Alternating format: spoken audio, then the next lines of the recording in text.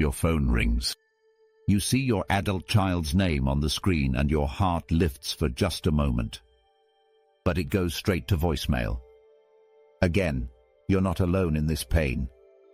That sinking feeling when calls go unanswered, when texts get one-word responses, when you feel like you're bothering the person you love most in this world. Here's what I discovered that transformed my relationship with my daughter after months of feeling shut out. One tiny shift changed everything, and it can work for you too. Most parents think their adult children are just too busy or don't care enough to call back. But here's the brutal truth nobody talks about. We've accidentally trained them to avoid our calls. Think about it. Every time you call, what's the first thing that comes out of your mouth? Why haven't you called? Or, I haven't heard from you in weeks. You might not realize it, but you've turned every conversation into an obligation they've failed to meet. This creates something psychologists call obligation-based communication. Your adult child starts to feel pressure before they even pick up the phone. They know they're about to disappoint you or hear about everything they're not doing right. The psychological reality is harsh but important to understand. When your calls consistently begin with guilt or demands for more contact, your child's brain starts associating your name on their phone with stress. It's not personal. It's how our nervous systems work. Here's what happens in their mind. Mom's calling. I know she's going to be upset that I didn't call last week. I'm already behind on work, the kids need dinner, and I just can't handle feeling guilty right now. So they let it go to voicemail, promising themselves they'll call back when they have more emotional energy. But here's where it gets worse. When they do finally call back, you're hurt from being ignored, so the conversation starts with that pain. I called you 3 times. Now they feel even more defensive and stressed about future calls. This creates a vicious cycle. The more pressure you put on communication, the more they resist it. The more they resist, the more hurt you feel, which makes you put even more pressure on the next interaction. There's also a generational communication gap at play. You grew up when phone calls were the primary way families stayed connected. Long conversations were normal, expected, even enjoyable. But your adult children live in a world of quick texts, brief check-ins, and communication that fits into busy schedules. When every call involves complaints about their communication habits, requests for help, or detailed accounts of your health problems, they start to see your contact as an interruption that requires immediate emotional labor they might not have available. Here's what changes everything. Transform how you approach every single interaction with your adult child. Instead of making contact feel like an obligation they're failing at, make it feel like an invitation they want to accept. This isn't about changing who you are or pretending everything is fine. It's about changing the energy you bring to your relationship. The first shift starts with changing your opening words completely. Instead of, "Why haven't you called?" try, "Just thinking of you." Instead of, "I haven't heard from you in weeks," try, "Saw this and smiled, thought you'd enjoy it too." Listen to the difference. The old way immediately puts them on the defensive. They have to explain, justify, or apologize before the conversation even begins. The new way starts with love and connection instead of accusation. But here's what's even more powerful. You don't always need a response. Send a text that says, "Remembering when you were 7 and insisted on wearing your superhero costume to the grocery store. You were so confident." Still are. No question mark. No expectation of a reply. Just love delivered. The second shift involves meeting them where they are with communication methods. If they text more than they call, embrace texting. If they're active on social media but don't answer your calls, try sending encouraging messages there. Your goal isn't to force them into your preferred communication style.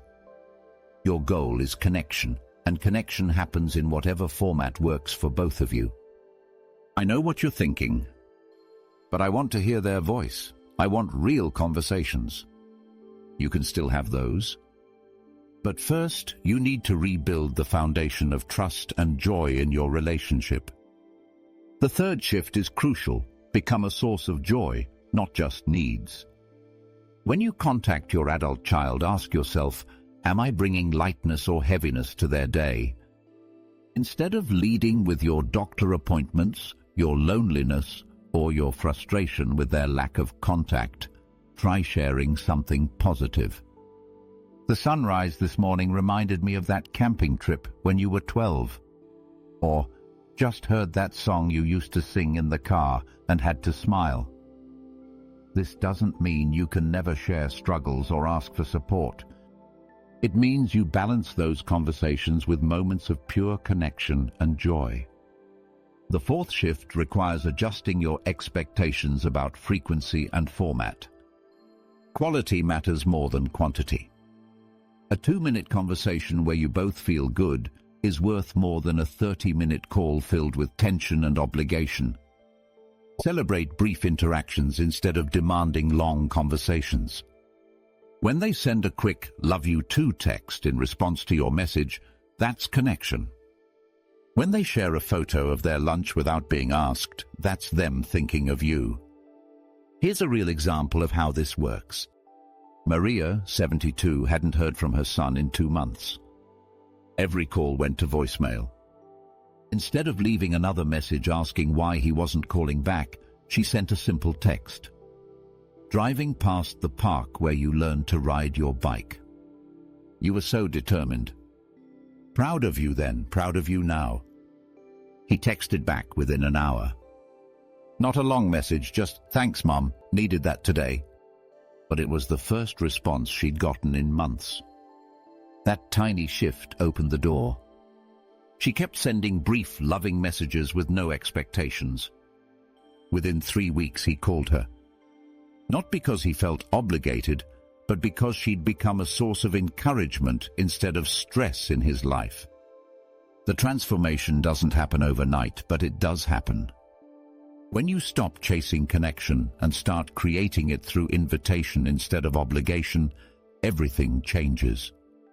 Your adult children want to love you without feeling guilty about it. They want to connect without feeling like they're failing. Give them that gift and watch how quickly they move toward you instead of away from you. Start with one tiny change this week. Don't try to transform your entire relationship overnight. Pick the shift that feels most natural to you and practice it. If you usually call and start with, "Why haven't you called me back?" practice saying, "Just thinking of you" instead. Say it out loud a few times before you make that next call.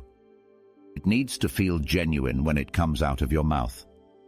Or maybe you're someone who sends long, detailed messages about everything that's wrong in your life. Try this instead. Send one sentence about something good.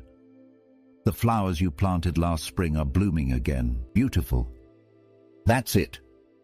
No questions. No requests for a response. Just love. Here's what most parents get wrong. They expect immediate results. You've been communicating one way for years, maybe decades. Your adult child has learned to expect a certain energy from you. When you change that energy, it takes time for them to trust it's real. Give it at least 3 weeks.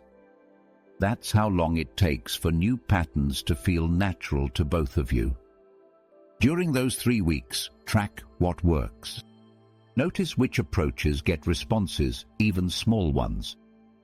Notice how your child's tone changes when you start conversations differently. Pay attention to your own feelings too.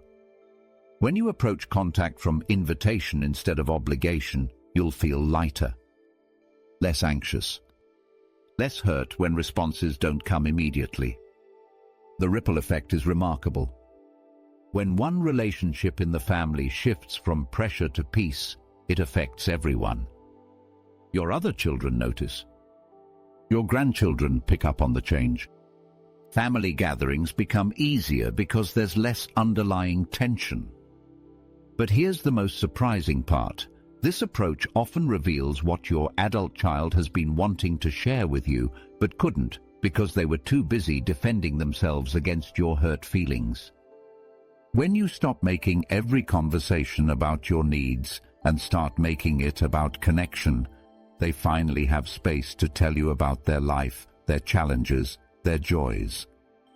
The deep conversations you've been craving become possible because you've removed the pressure that was holding them back. Remember, you have more power than you realize to rebuild these connections. You can't control their response, but you can completely control the energy you bring to every interaction. You have more power than you realize to rebuild these connections with your adult children. The love has always been there. Now you have the tools to express it in a way that draws them closer instead of pushing them away. Try one shift this week and see what happens.